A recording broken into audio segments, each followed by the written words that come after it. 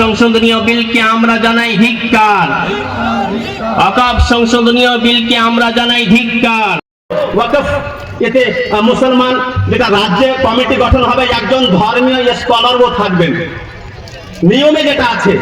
এবার ওই জায়গাতে ও নিজের মতো করে, আমি নামগুলো আলাদা করে নিচ্ছি না, নিজের মতো করে লোক বসিয়ে দিয়ে যেটা শরীয়ত মোতাবেক চলার ছিল ও তো বুঝবে না ওটা, তখন নিজের মতো করে চালাবে।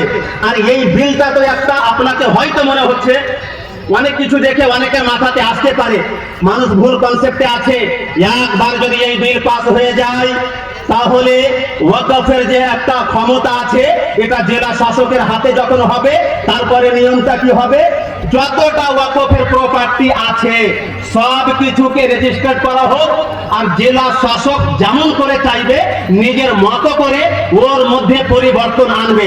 আপনার মাদ্রাসা নাই, এটা কার? মাদ্রাসাটাও আসলে এক প্রকারের ওয়াকফ, মসজিদ এটাও ওয়াকফ। এবার মসজিদ হোক, মাদ্রাসা হোক, পীর সাহেবের খানকা হোক, মাজার হোক, এই যে সাই সম্পত্তি আছে সব কিছু যখন আপনি তাদের কাছে গিয়ে বিল পাস হয়ে যাওয়ার পরে আপনি রেজিস্টার করিয়ে দিবেন, নথিভুক্ত করিয়ে দিবেন, তখন সে নিজের মতো করে কমিটি, মসজিদের কমিটিতে আপনি এতটুকু বুঝে রাখেন, আমার সিধা ভাষাতে বিজেপি সরকারের যেটা প্ল্যানিং সেটা কি, আজকে মসজিদ কমিটি গঠন হচ্ছে, তো মসজিদ কমিটিতে বলেন তো মরজি কি বলে সেক্রেটারি আছে, ও কি আমরা তো মনে করি মুসলমান আছে নাকি? আমরা তো এতটুকু বলি যে নামাজ পড়ে না তাকেও সেক্রেটারি করিয়েন না, মানে দিনদার হতে হবে। মসজিদ কমিটিতে আপনি কি বলেন, মেম্বার বলেন, অন্য সদস্য বলেন, ক্যাশিয়ার বলেন, প্রেসিডেন্ট বলেন, আর সেক্রেটারি বলেন, মুসলমান আছে, তো তখন ওরা অন্য ধর্মের লোককে আপনার মসজিদ কমিটিতে ঢোকাবে। আপনি এটার জন্য প্রস্তুত আছেন?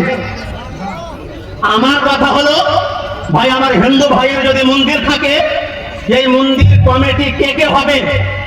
হিন্দু ভাইয়ের মধ্যেই হোক, এটাই তো।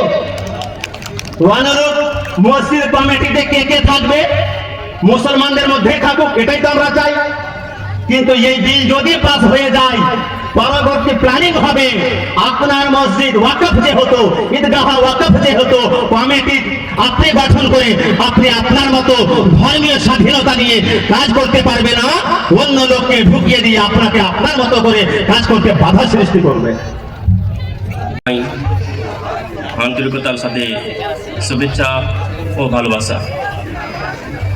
আজকে এই প্রতিবাদ আমরা করছি একমাত্র যেন কোনো রকমের অন্যায়, অবিচার এই পশ্চিমবাংলা ভারতবর্ষে না হতে পারে। যে কোনো ধর্মের সাথেই হোক, মুসলিম সম্প্রদায়, হিন্দু সম্প্রদায়, এই পশ্চিমবাংলায় প্রায় জায়গায় আমরা সকলেই মিলেমিশে থাকি। কোনো রকম আমরা কারোর সাথে আপত্তিজনক বা হিংসা বিদ্বেষ আমাদের মধ্যে নেই। কিন্তু আমরা সকলেই জানি, আমরা সকলেই বুঝতে পারছি, একের পর এক নতুন করে বিল এবং আরও বিভিন্ন ঘটনাকে সামনে রেখে হিন্দু মুসলমান জাতির মধ্যে ভেদাভেদ করে এই হিন্দুস্তান ভারতবর্ষের মধ্যে একটি কমজোর দুর্বলতা নিয়ে আসার চেষ্টা করা হচ্ছে, যাতে দুর্বল হয়ে গেলে তাদের উপর ভালো করে রাজনীতি করা যায়, সিয়াসতি করা যায়। তবে আমাদের জ্ঞান গরিমা রয়েছে, আমরা অন্যায়কে কখনোই মেনে নেইনি, আজকেও মেনে নিব না। সেই অন্যায় কোনো হিন্দু ভাইয়ের সাথে হোক, কোনো শিখ ভাইয়ের সাথে হোক, কোনো মুসলমান ভাইয়ের সাথে হোক, অন্যায় অন্যায়।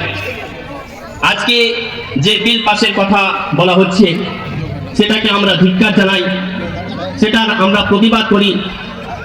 এই ওয়াকফ সংশোধনীয় বিল আমরা কখনোই এতে সহমত হব না, সহমত পোষণ করিনি, করব না। সকলেই বলুন, ওয়াকফ সংশোধনীয় বিলকে আমরা জানাই ধিক্কার। বলুন ধিক্কার, ধিক্কার। ওয়াকফ সংশোধনীয় বিলকে আমরা জানাই ধিক্কার।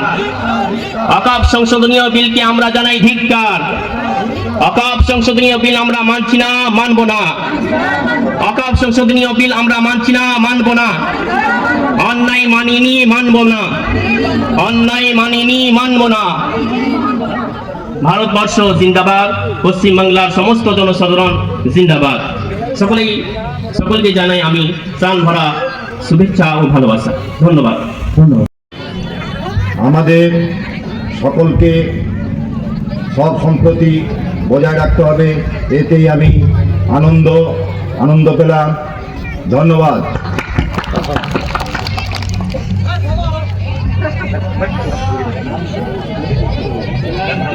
সামনে বসার জায়গা করে দিন, তাদের জায়গা করে দিন।